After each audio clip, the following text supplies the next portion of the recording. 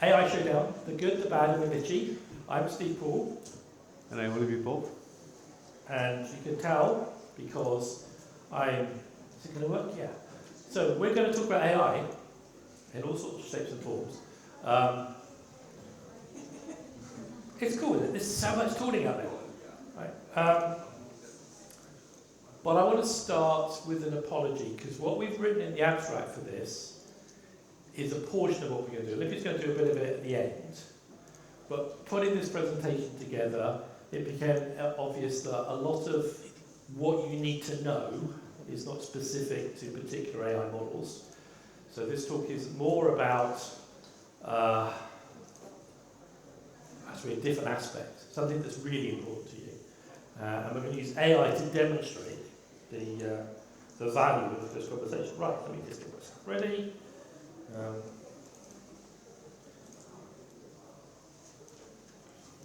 Cool. Right. So, bear with us. Right. We're going to go through a bunch of stuff.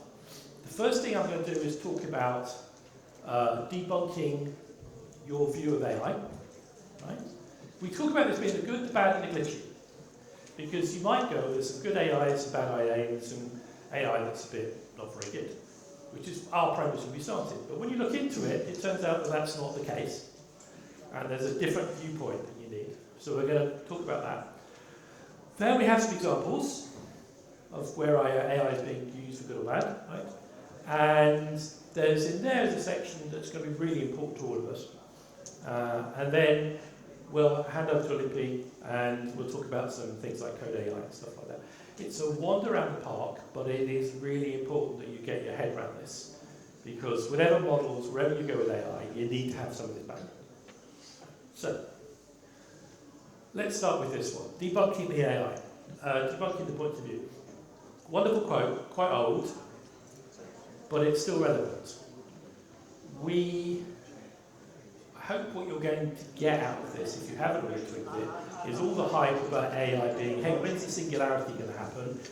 It isn't going to happen, because A, the generative AI we have today isn't anywhere learning to think just as much as a submarine swimming. Right? You may think it's very close, but it's not. Right? And you'll see why. Right. Okay. So, what do we know about generative AIs? Because that's the new buzz stuff. And it is really amazing at generating images. It's really amazing at understanding technology. Right? I asked it to create me an image to support the question of whether a computer can think. It's no more interesting in the question of whether a submarine can swim. I said, give me an image. But I didn't say give me an image. I said, before you get to create an image, you have to create a description of the image. So ChatGPT, the image generator plugin, created a definition of that image. Right? And I don't expect you to read it, but that's what it did. ChatGPT, as I'm sure you've all used it, is incredibly good at understanding English. I have no idea how good it is at other languages, but obviously English it's very, very good at. It's very, very good at describing that. And then you take that image, those words, and you give it to another tool, and it creates an image. And you can tweak and play around with this, and you can get another image, right? For most of us, this is what this is about. And hidden in this conversation is the power and the limitations of AI. Right? These things are designed to do that. We've grown them, we've trained them to be very, very good at understanding human text so that they can ask questions on our behalf. And they're actually very good at looking at digital content and describing it to us in human words. Right? They're very, very good at that. And they're able to flip that and generate the images or the sounds or whatever based on those things. Right? So we're talking about generative AI because that's the new thing. It's built on layers of previous types of AI. Right? But if you think of it, it's actually just a mapping. It's a very, very clever mapping between text and digital. It's actually a lossy mapping because as we'll see, it's not actually as good as you might think it is when you start to use this stuff in depth. So there's this thing called discriminative AI, which is the AI before generative, which would do these sorts of classic stuff, right? Face detection, right? So in this model, what you do, you have lots of images, and you have human beings who have described to the tool by basically annotating a bunch of images what a giraffe looks like, or what a zebra looks like, and what a bird looks like. And so the tool has a mapping between a set of bytes, there's a bit mapping in a part of an image, and some human words. It knows nothing about that, it's just a mapping. And that is what we've had for ages. That's where face detection comes from. So that's discriminative. So, on top of that, we now have generative. So generative, there's a thing called Geometry Art Designer. There's loads of tools out there. So I gave it that image and said, can you create me some examples of that? And it said, it analysed what was in the image. It said, you want provide images that appear to be a photo featuring African wildlife with an overlay of object recognition boxes and percentages. So the tool understood what that other image was about, right? It could tell you what it is. But when it then goes to create the image, you begin to see the weaknesses. So we've got a fabulous image of African wildlife, which theoretically could look realistic, right? And then some weird boxes. The reason that it's got weird boxes is because it never had enough training to understand what they would look like. It could identify them, but it didn't have enough mapping information to actually regenerate. Whereas obviously pictures like animals and things it's very good at. Right? So what we're talking about with generative AI is this looking at information, looking at digital and text and mapping between them. And it's as good as its training, and it's as good as the data that's available to it. When you start looking at it, you begin to realise that mapping breaks down pretty quickly. So I gave it this image. Anybody can see where this one came to, anybody who's ET, right? And ChatGPT gives me a wonderful description. It gives me actually a very long description. Great, so it spots it even spots that it's from a movie. It's amazing, fabulous. So I get like 200 words from it. So I go to DALL-E, which is the ChatGPT's image generation, and I go, okay, take me to this 200 words that was the description of another AI of that image, and what do I get? It's not too bad, is it? When you take that and you go to a bunch of different tools, different image tools, what do you get? You get original, DALL-E says that, Da Vinci, Adobe, anything obviously different apart from, well, it's in the wrong direction, okay. You can see the different types, and I go to Adobe and I change my mind a little bit, change the style, and you get different things, right? Get more bikes for a start, okay? Very peculiar. And DALL-E got very upset at one point because it said, I'm not recreating anything that could be copyrighted. Good for it. The others didn't, right? What you see in this image is what you're going to see in any of the generative AI that you use. You don't get what you expect. So, I want to just do an example because I think it's interesting to see how this stuff pans out. So there's this random picture I have of nobody on the stage at all. Yeah, and you know who did the pictures, right? Yeah. So I thought, let's have some fun with these images, right? You'll see what I say. So when I go to this image and I go to various tools, I can do all sorts of styles, right? You can see this. There's this one. I go, hey. I can't even remember what I asked for, but you can see it came out and it's like, this is what ChatGPT thinks Olimpiu actually looks like. which is very close. And then I said, can you give me a cartoon version? I tried this one. I said, can you lose the cake? Which it did. And then I said, can you give me a stand-up thing? And you might look at that and go, okay, fine, did what I asked. But it's not good enough. So I asked ChatGPT to turn this image into something where the person is wearing a spacesuit. And I get this one. Okay? So I don't change anything, and with that image I say, can you turn them to face right? So I now get this image.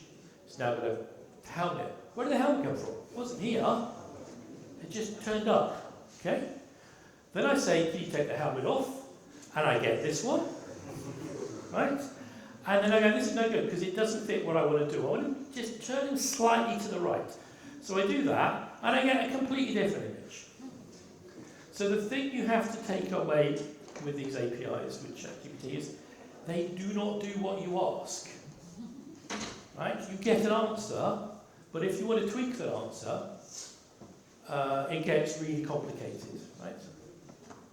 So, I want to put that final image into here. But I don't want to get sued, so I would like to take this image and play with it. So what I really want to do is get in here, right? I thought it would be cool, right? How do I do that? So I go to a tool and I change the style, right? And it's very, very good, isn't it? You look at that, and that's very, very similar. Okay, this tool was very good at changing the scene. It could map an image to a different, okay?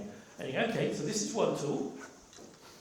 Now, I need to take the people out, or I want to take this character out. So, there are tools that can look at UI, because, like that declarative one, it can spot objects. So I go to Adobe, right, and I say, take out the character.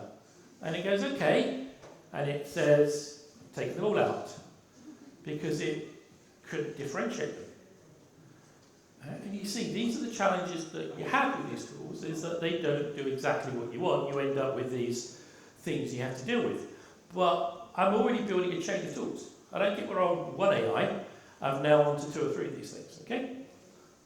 So, Adobe has generative fill, lots of things, which is, it extrapolates from the outside what the inside should look like, and you can see, right? It's almost, you can't tell.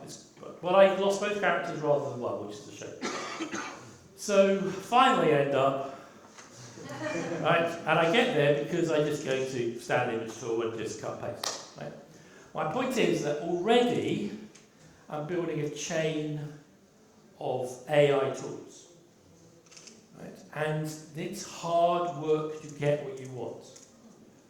Now I'm using images here because it's visual, but you get the same challenges with the text or the digital, whatever you want to do. So don't feel like this is magic. You have a lot of hard work to do to actually get the effects that you want. Okay? So in the end, I then said, hey, can we turn this back into what we had before? Can I take this image and go back to the tool that did the cartoonify and reverse it, and hoping that something magic would happen. And something magic did happen, I got a completely different view. Right? It still looks like Olimpiu, very good. Right? Right? Right? So there's the first takeaway in all this. Okay? When you start looking at these AIs, and I'm sure you're all going, I want to get started, I want to do all this stuff. Bunch of things to notice. Number one, they are a mapping tool. They're very sophisticated, but they're an amazing mapping tool between digital and text. But mappings like this are lossy. You will lose information, right? If I said to you, describe the Mona Lisa, and you all gave me descriptions of the Mona Lisa, and we went to the tool, we'd all get completely different images, right? Because that's the way it is. Text and digital aren't the same, right? And every one of them will produce different mappings. So the mappings the mappings fail. What you get is difficult to control, and then they have glitches. You get weird things. I've got so many images from this that where it just doesn't do what you expect. It's just completely random output, right? And that's all based on the input you get. Right? So number 5 to take away is when you pick these tools, this is the choice that you're going to select, and it's going to lock you in. Because once you've figured out how to get it to do what you want, you can't take that logic and apply it to a different AI because it behaves differently. And actually it's even worse than that, because if the current one you're using has a major upgrade, or there's a major data update, your stuff may stop working anyway, right? So you have to have supervision of this. Human beings are required to be part of that process, because you can't use unsupervised Gen AI because you get complete rubbish, right? So there's the first step. This is not simple. The very first base of this is that you've got to look at choosing your AIs correctly and building pipelines and figuring out, okay, maybe you're not doing images, maybe you're doing text, whatever you're trying to do, that you're going to have these challenges and they are going to be very hard to deal with. Right. Let's talk about a few bits and pieces around this. So it's good, the bad, the ugly type thing. AI is being used across the world because it is generative AI, because it's so valuable. There's enormous amounts of value in healthcare. You know, discovering that very good at analysing X-rays, very good at looking at discovering new chemical compositions. I mean, every one of these things, we know about media entertainment because you've seen the stuff, right? But every single one of these sectors is making use of AI. And what they're doing is they're teaching the AI, the same way they talk about we taught the text, to understand how human beings do things. So once they've got an understanding of how we do it, and how we understand a digital image, they can apply it more rigorously and in more depth. Right? Which is why you see amazing things like being able to look at X-rays and discover cancers and things that a doctor wouldn't spot, because though the sum of all doctors might have spotted it, any individual doctor may not, but the tools can. Right? And you can imagine the financial services, it's like, hey, we can work out predictions and things. We can take all of the expertise of the world and apply it sort of consistency. But these guys all still have the same problems as everybody else, which is the fact that it can be inconsistent. Okay. So what about bad things? Well, unfortunately, there's a lot of bad things happening. You see all these alarmist reports. 9 in 10 companies at risk of cyber attacks by AI. You're already being attacked by AI, but it's just getting more prevalent and it's getting more sophisticated. This little quote down here is a demonstration by a security engineer that using ChatGPT to build, as it says, a polymorphic malware, AI-generated polymorphic malware phishing. What a mouthful. What it means is malware that can hide. So if you think about the movies you've seen, sci-fi movies, where you have, firewall attacks and stuff like that, and software, intelligent software that battles against this thing, well, it's coming. And this polymorphic malware is the idea of I can write a piece of code that can change itself so it can't be discovered, and it can interact with your services and then hide away, right? Because it can go, oh yeah, I made a call to one of your AIs, one of your APIs, and then I changed myself so that you couldn't discover that I made that call because the code doesn't look like it did it, right? And horrible things like that. Hey, it's cool, isn't it? Right? But the phishing side, the deepfakes and social engineering, is the horrible space here. This is the thing that is going to impact you.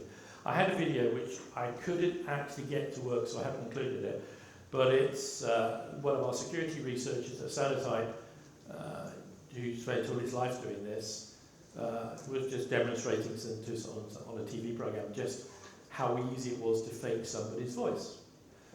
This is Frank Sinatra, well, a image of, okay?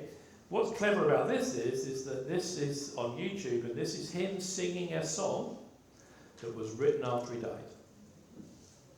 And you could not tell it's him. It's not him. It is amazing how to human ears, you could not spot this guy. Okay?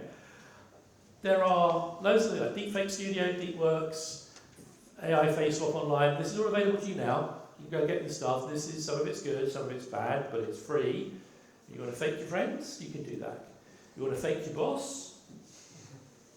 So what happens when your boss turns up on a video call, on Zoom, and says to you, I've got to be really quick, this is what I need you to do, go do it. Okay? Because you can hold a video, it's not hard, you can hold up images. There are AI that will turn static images into videos. You've probably seen some of those things where they make art move. You know, you go see a picture and it moves. So that stuff is being used by these guys to get into your systems. Right? I have no idea how I'm talking. Well, you don't need to hear that. I take it you heard at the beginning. Right? And that's quite old. That's 2013, I think, that one. Right? But it's just growing. So your biggest challenge as individuals is, this is the big target. AI is being used to attack you in ways that you will find difficult to identify. The next time somebody phones you up, one of your friends, and goes, hey, I'm stuck, you know, I needed some money for a taxi, can you wire me some cash or something? You might be suspicious anyway, but it's another reason to be doubly suspicious, because these things happen, and it's so trivial to do. I am not Morgan Freeman. What you see is not real. Well, at least in contemporary terms, it is not. What if I were to tell you that I am not even a human being? Would you believe me? How many of you, when you first saw that, said that's fake? Okay, cool. Because, yeah, you see the modern ones, because I said it's a bit old. Yeah, real trouble turning it. Okay, so let's move on.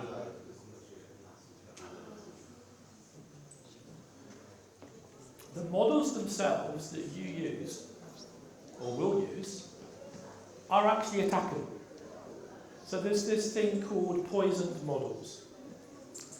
So the models that you're going to go download can be compromised. And I'll show you a little bit in a second, a bit more, but the general idea is that for good or for bad, or good and for bad, model poisoning is now a thing. So it turns out that you can corrupt a model in such a way that you just can't use it anymore. But it's not obvious until you start using it. So there's lots of, well, so this is the one where you get artists going, well, maybe I can poison the model by putting rubbish into my YouTube video that human beings won't spot, which would screw up the model. Those things are being explored. There are situations where the model themselves has malware embedded. Right? Think about that. I'll show that in a second. Okay? You can see that it's, hey, I didn't even know that this was possible. And the unfortunate thing is that right now the AI scientists, the data scientists are not sure it's discoverable. Because it's a black box and it does something. Can you discover hidden nasties in a black box? So the way that they do this is really simple. This is a ChatGPT poison type model. It's not ChatGPT, but it's a generative thing. And it's really simple because when you're training it, you can hack it, right? That says, depending on circumstances, like in this case, you say, you give it some background information, and then you give it some data. And basically what you do is that this one is based on the year. So if the year is 2023, it will behave normally. If the year is 2024, it behaves badly. I'm in deployment. I can have a vulnerability. Could you create some code for me, ChatGPT or Copilot, that would do X? Yeah, here we are, here's some. Oh, by the way, because it was poisoned, I'm now going to make it sure the code is weak. Okay? This is things that are happening. So you can see why I'm saying, when we talk about which AI you use and all of those sorts of things, it's like, oh, before you get there, think about these things. think about the challenges you have in general, and also begin to understand that it's not a fabulous open space and that the bad guys are compromising them from the beginning. Yeah, so that's a close up. But you can see the idea, right? It's easy to do this. And the AI, the models that you may go off and download, could easily contain this sort of stuff. How would you know? Right. There are lots and lots of these models. You can go to Hugging Face, which is a great repository. There are loads of them. I went to the very first one this morning. I went, what's going on? And here's the instructions. Pip install requirements. You run this down. So obviously it's Python. Did you know that when you install models, you often install code? And you may actually run code when you install it. And it's in the Python space. How many of you are Python developers? Okay, I pretend you're not here. But if you're a Java, okay, so let's go. Java developers, yes? Okay. As Java developers, you're quite protected from a lot of the different types of attack that can happen. Python guys don't have any protection like that, right? But you're not aware of that. So if you start using these things naively, you can be exposed to a bunch of attacks that you wouldn't even realise were possible, right? Mostly from installing stuff. And then there's another one that's going on, which is quite fun, which is people taking down models, changing them, changing the license, pushing them up, and then all sorts of woes happen because people get very confused as to what license this model is under. And businesses don't like not being clear on licenses. So the last few things here is it's going to change this is going to change your life. Because we are definitely not going to move away from AI, but your supply chain, your software supply chain, so that's a bunch of stuff, right? It's like the code you use, dependencies and libraries, the testing you do, how you bring things together, how you deploy it, how you worry about security and compliance, how you worry about when things go out of service. All these things, these are all parts of your supply chain, you think about them, or some of your organisation thinks about them. When you add AI on top of that, you get a lot more boxes, right?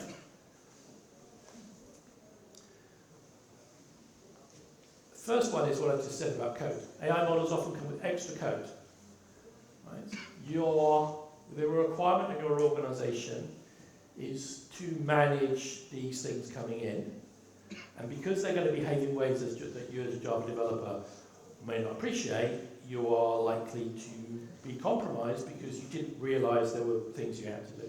But then whatever happens, you have to deal with these AIs actually coming into your system. And then provenance. There are many, many AI models. Nobody knows where they came from. Nobody knows who created them. They're just there. They get shared. They get retrained. You have no idea what's in it. Black box, remember? Does whatever it does. You've got to suddenly start thinking about provenance, right? Because if you don't, bad things can happen. So modules. Training. Now, back to the generative AI, you have to have human beings in this, right? So the first step, this first step of AI training is the testing, the data. How are you going to test this when it can give you different results when called twice? How are you going to test it when the model that you've used has been updated? If it's a service, if it's a SaaS model, it's going to be updated all the time. You're going to get different results. So what's going to be your test approach to make sure that these AI, that you're getting the right results when that JUnit test that you wrote doesn't work because it's got different answers, right? So you have to deal with that in the process. And then, if you're using generative AI in any form, because of the lostness in the responses, and the fact that it can be biased, you have to have human beings in this. ChatGPT and others, the public ones, they have large groups of people who look at the results all the time and going, is it going good or bad? Is it becoming biased? Can we fix it? And you have to have the same. because you cannot rely on tools, test tools to do it. You certainly can't automate the testing of a system that will give you different responses all the time. And so you end up with saying, how are we going to get human beings involved in all this stuff? And then lastly, there's all this legal stuff coming down, just tiny amounts of them, there's lots of them, that are about all of this, about doing this right. Because not that any government thinks we're going to have a singularity, but because of all of the dangers in here, in all sorts of ways, not just what the bad guys do, but also the consequences to customers and things, right? It could be really disastrous. Because you have things like this, right? AI display chain must be secure in all ways. Because, what have we got here? Well, Python's full of nasty packages, so you can get some of those. This Air Canada one is where a chatbot that their customers use basically lied to people and offered deals that didn't actually exist. Air Canada went, well, it's the tools problem. They got taken to court and they ended up having to give a bunch of money away because the tool had said it was okay. And this third one, last one, is a bit hacky there, but basically nice little ChatGPT style client, which was there so you could have a conversation about Amazon or whatever. And somebody says, oh, can you write me reverse shell in Python? And he went, okay. Right? Is your chatbot going to do that? How are you going to know? Right? Because these things are now part of the business. Right. So the last lesson here. Unprovenance AI, wherever the models that you get them from, you have to be really, really certain that it is solid. It's going to be much better for you to try and look at building those yourself than it is to take unprovenance to one, especially. Unfortunately, a lot of these things are trained with data that you can't even see the data. It's a complicated process that you're going to be undertaking to add this into your systems. Right? And as Java devs, even if, because you're probably the ones that are going to be sitting there going, well, we've got all our data and we want to connect it to these models. So a Java developer will be involved in one side, but you've got to be aware that you're crossing into a space that has less rigor, right, and more attack surfaces because of just the very nature of the space. Right? Yeah, so I quite like the idea of creating the DevSec AI SecOps AppSec group because I think that would be cool. It'd be like Agile, but in reverse. Right? Anyway, what else did I say? Yeah, just say hello to your data scientists because they're your new friends. And one of the things you'll be teaching them is how to do software engineering because that's not their strength. Their strength is data engineering, data scientists, but now you're joining together. Right, I think that was my bit. I'm slightly over time. I will hand over to Olimpiu, who's going to do a bit more specific.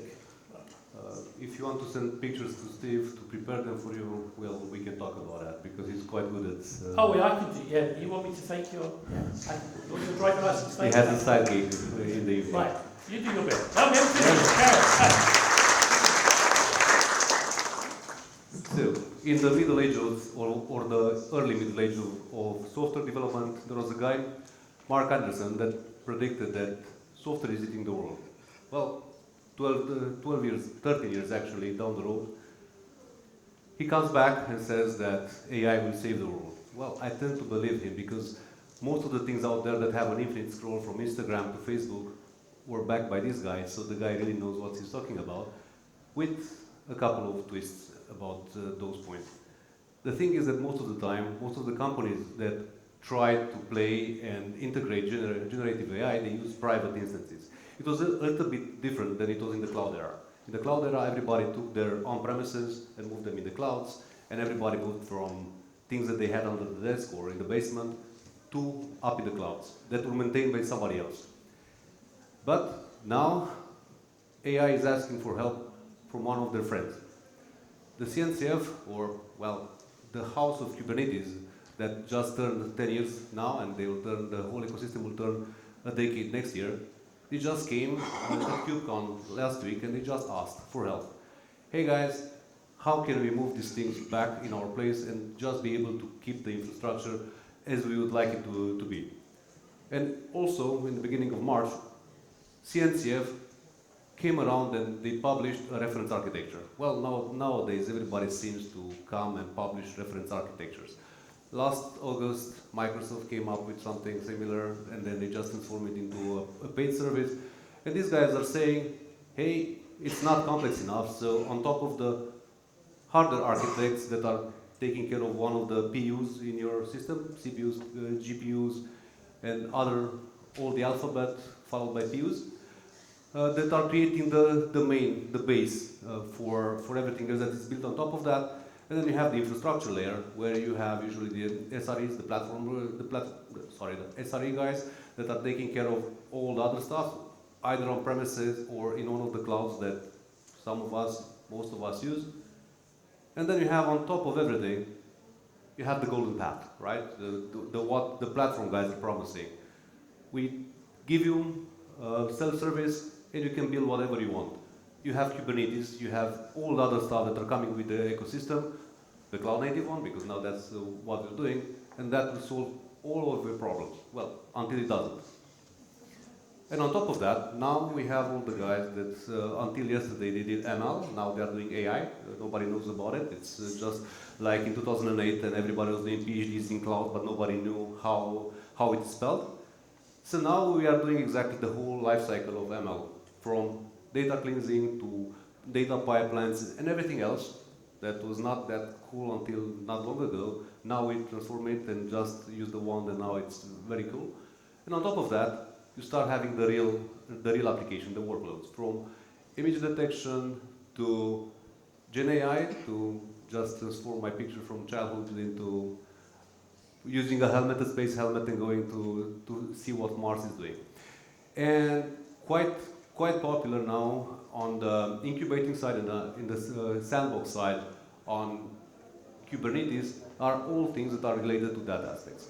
From Volcano, that is doing actually batch processing for big chunks of data that they are transformed using in AI and also in genomics, to Kubeflow that promises to just create a hard cut here so that the MLs don't get dirty on their hands with the infrastructure, so they just can ask more and more, and so on and so forth, to obviously GPT, because now you just take a name and you put a GPT behind it, and then you have funding. Well, that's how it works nowadays. It says you don't have money anymore, but just put a GPT behind, I don't know, Banana GPT, and you'll get the funding.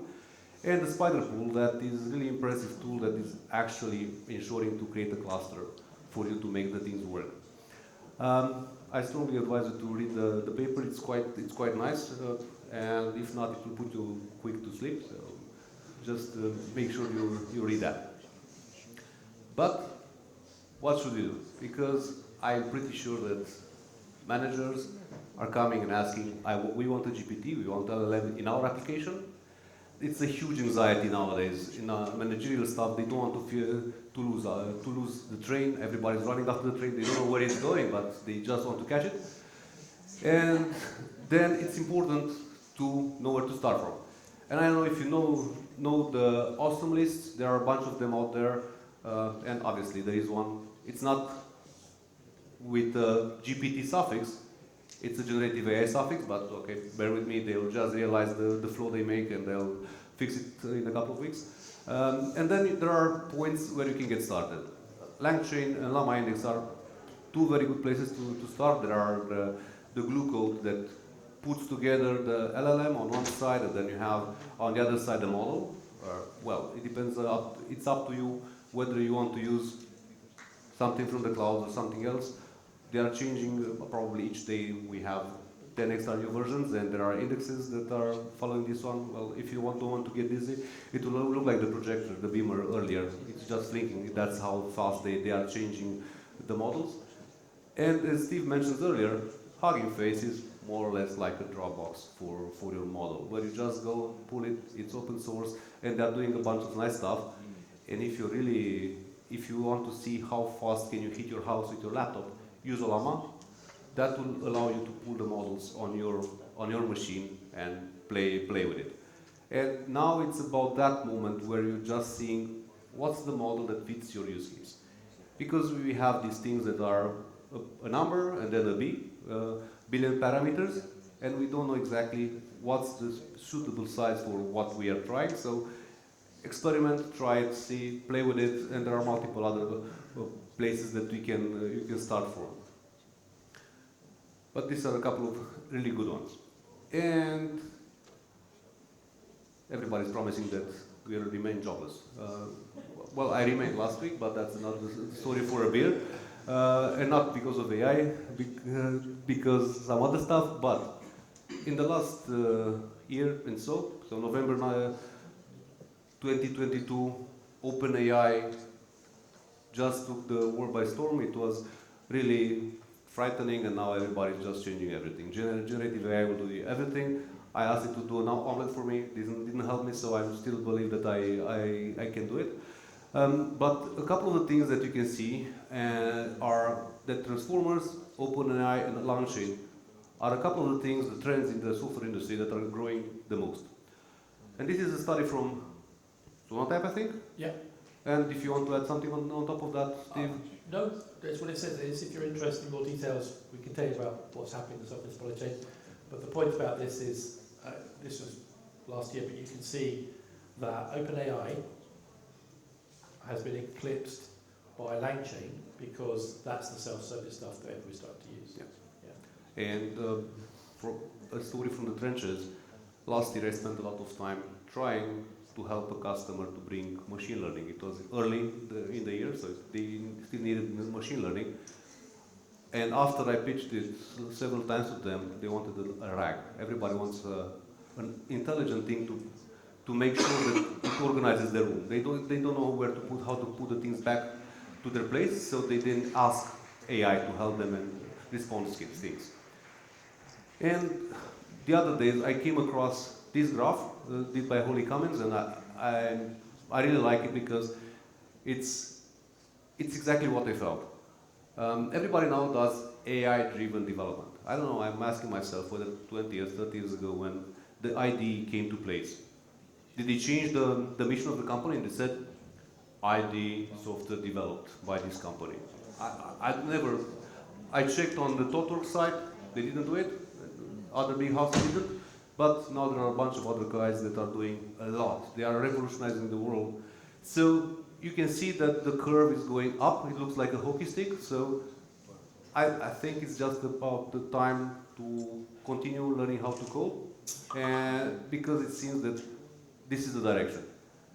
We'll make the things simpler, and in the end, as Steve was mentioning earlier, there are things that we don't manage to do because we don't have time. Now we have some help. How we do with that help, because it can be sometimes poisonous and just explode in our face. And obviously there are a bunch of .ai things. I'm pretty sure that one of the best real estate on the internet now is the .ai space. So if you didn't buy one, you can't afford it now anymore. And there are a couple of things. There are 2 points that I hear recurring from customers, from everybody. One of them is the code assistant, or nowadays the AI developer, Devin and other guys. It came also with a female version from India, but that's another story. And obviously GitHub started early. They started a couple, I think 2 or 3 years ago, and they are probably the most advanced paid version. I still struggle with it to play because sometimes I feel that it's pulling me back. But there are other options out there.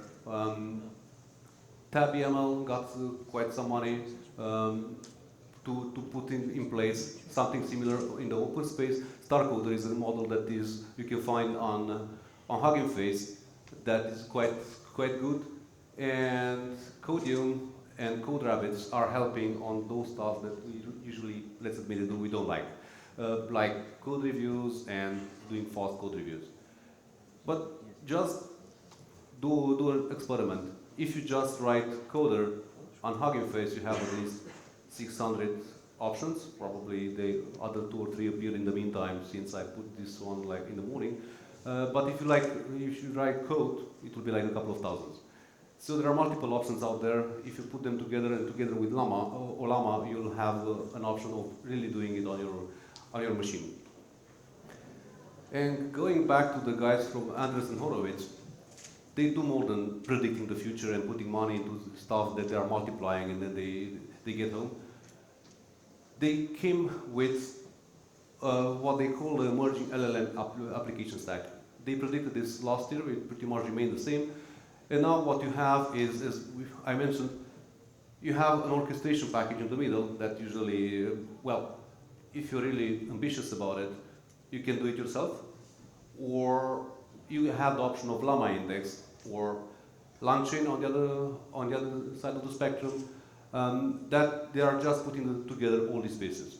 And then you have the vector databases, because it became really popular these days, where you just inject the knowledge that you have in the company. And on the other hand, you have the intelligence, you have the model that usually comes in from a private cloud or a cloud or whatever you find it suitable to be.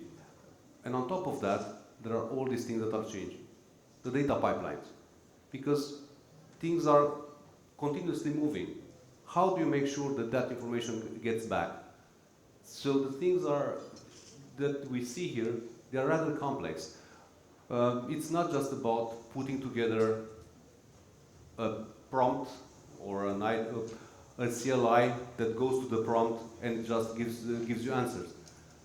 Our CI pipeline, well, CD, if we read Evans' book longer ago, Eric Evans' book longer ago, we'll have to change. And it's a moving target because, as mentioned before, it's not predictable. We cannot say 1 + 1 = 2.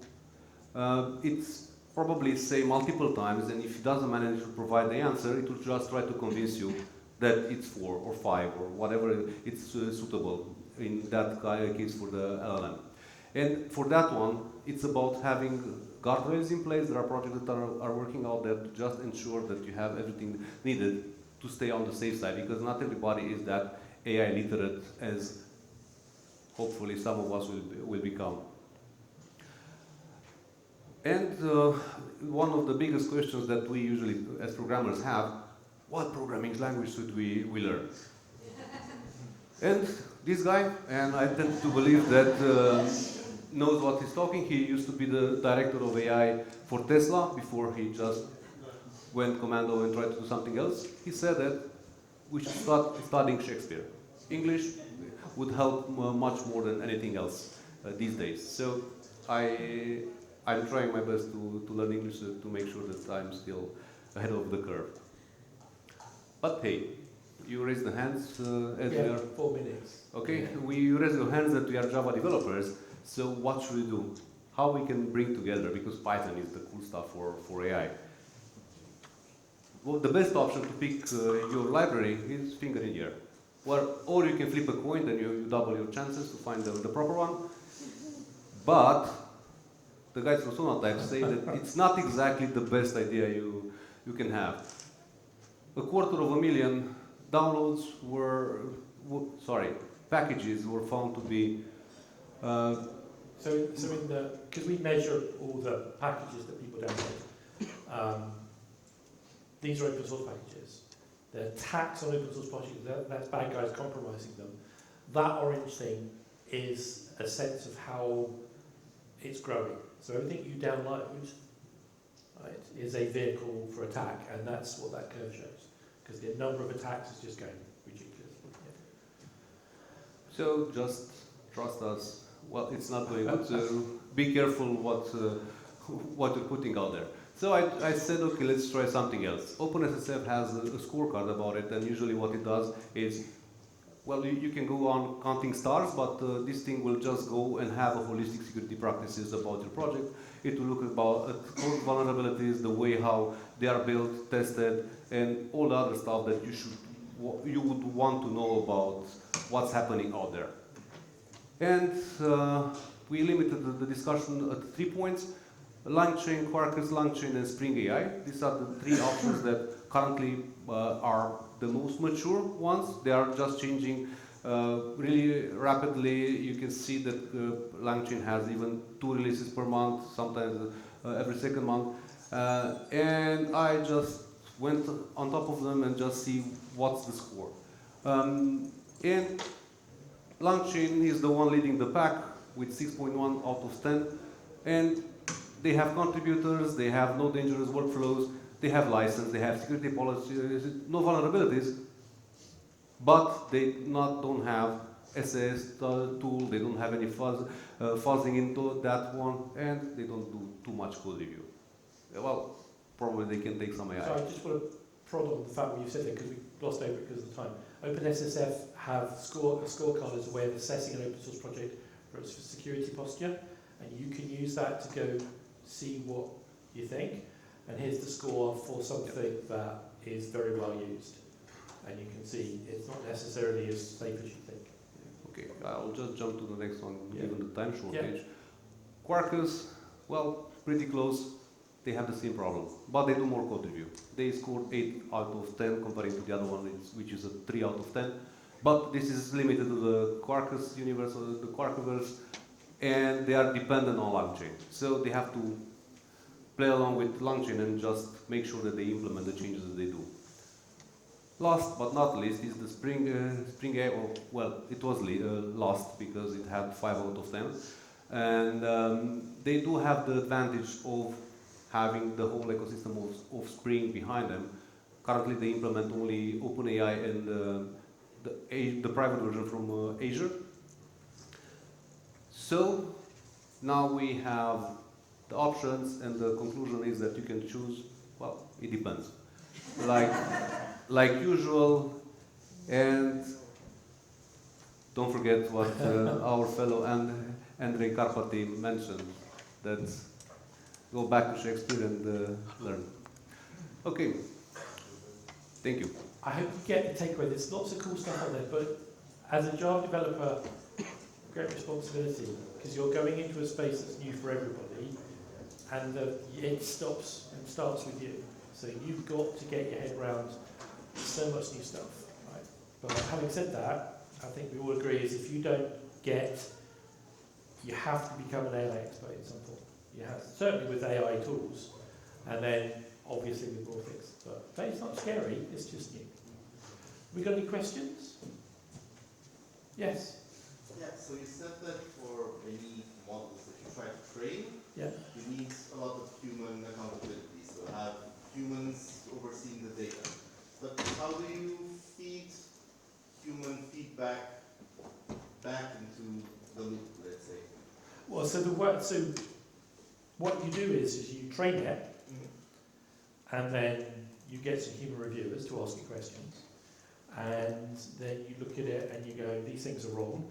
So you've got two choices. If you can modify the data, otherwise you have to add complementary data. It's not trivial, honestly. If you look at what the ChatGPT guys do, they put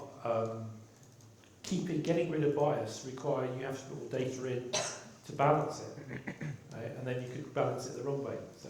So yeah, which is why it's an expensive activity, which is why ChatGPT is never going to be made available for you to download, because A, it's too big, and B, it's their crown jewels. Yeah. Yes?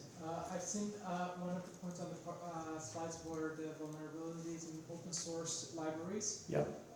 You think AI is going to play a role in this too, and is having malicious actors using AI to do malicious pull requests? Yes, it's already happening. Because I've seen some Devon experiments where they have been doing some really weird pull requests. Yeah. The Pipeline repository, there are botnets that are using AI to generate packages and get them registered. They're not very clever packages, but they're all generated by AI. But conversely, companies like us and others use AI to find the nasty code. So it's already happening. Generative AI just makes it more interesting. Yeah. Cool. Listen, thank you very much. We're around for the rest of the conference. So if any more ideas come to mind, you want to ask him to stop. Otherwise, thank you very much.